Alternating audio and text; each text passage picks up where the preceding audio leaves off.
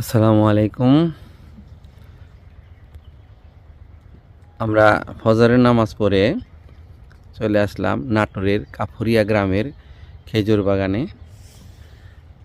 আমরা এখন এখান থেকে রস সংগ্রহ করব। রস সংগ্রহ করতেছে, সাথে থেকে রসগুলা সংগ্রহ করব।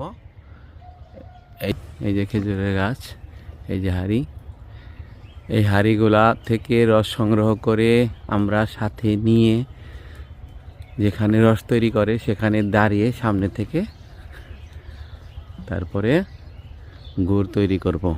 গুড় তৈরি করে নিয়ে যাব। কারণ হলো বর্তমানে ভেজাল গুড়ে সারা দেশটা ছড়িয়ে পড়ছে। এই জন্য মানে আস্থা সৃষ্টি করা অনেক কঠিন।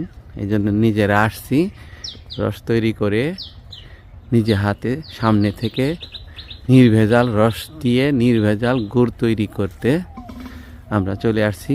এই যে খেজুরের বাগান, এই যে মিন্টু ভাই রস সংগ্রহ করতেছে। আমরা রস সংগ্রহ করে নিয়ে তারপরে নিয়ে যাব। এই যে আরও ভিডিও করতেছে। এই যে এদেশের রসের একটা নতুন প্রযুক্তি, যেটা আমি আগে কখনো দেখি নাই। সেটা হইল গাছটাকে উপরের দিকে কাটা হয়, সেখান থেকে তারের মাধ্যমে রসটা হাঁড়ির মধ্যে পড়ে। এই যে মিন্টু ভাই রস সংগ্রহ করতেছে। এই যে রস সংগ্রহ করে আমরা চুলার কাছে নিয়ে আসছি। এখন এই যে কাকা এবং মিন্টু ভাই রসগুলো সেকে নিবে। সেকে যে পাত্রে জাল দেওয়া হবে সেই পাত্রের মধ্যে ঢালতেছে। এই যে কাকা আগুন জ্বালাচ্ছে, চুলা জ্বালিয়ে দিচ্ছে।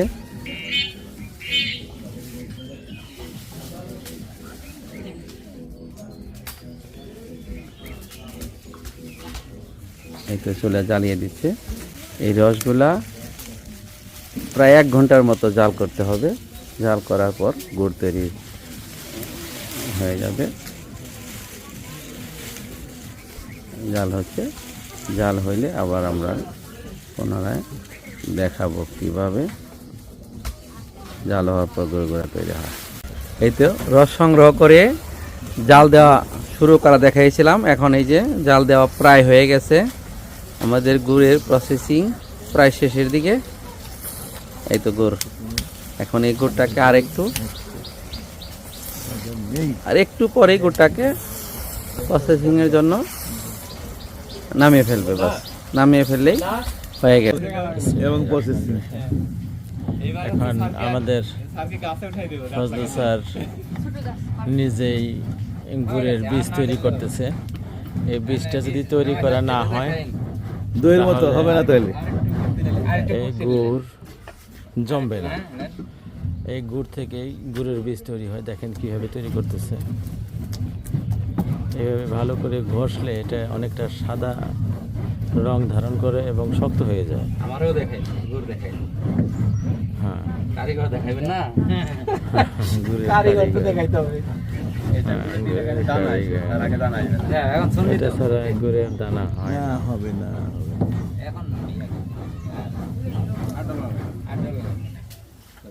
এই যে গুড় জাল দিয়ে আমরা পাত্রে ঢেলে নিয়েছি। এখন গেলাম পাটা তৈরি করার জন্য। ঠান্ডা হলে ঢেলে দিলে ওখান থেকে পাটা তৈরি হবে।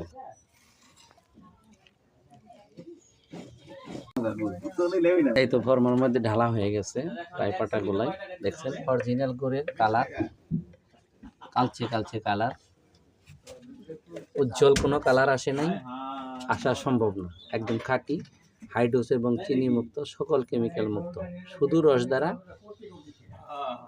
খাঁটি গুড় কালারটা এরকম হবে। এর চেয়ে বেশি কালার আনা সম্ভব না। আপনারা যারা গুড় খাবেন, কালার দিকে, সুন্দর দিকে, সাদা দিকে খাবেন না, কারণ তার মধ্যে বিষ। চিনি, হাইড্রোস মানে বিষ। সবাই খাঁটি গুড় খাবেন, চেষ্টা করবেন খাঁটি গুড়। সংগ্রহ করতে না পারলে আমাদের সাথে যোগাযোগ করবেন। ধন্যবাদ সবাইকে। এই দেখেন গুড়, এই হচ্ছে গুড় যেটার মধ্যে ভেজাল আছে চিনিওয়ালা। আর এই দেখেন অরিজিনাল গুড়, দেখেন তার কালার।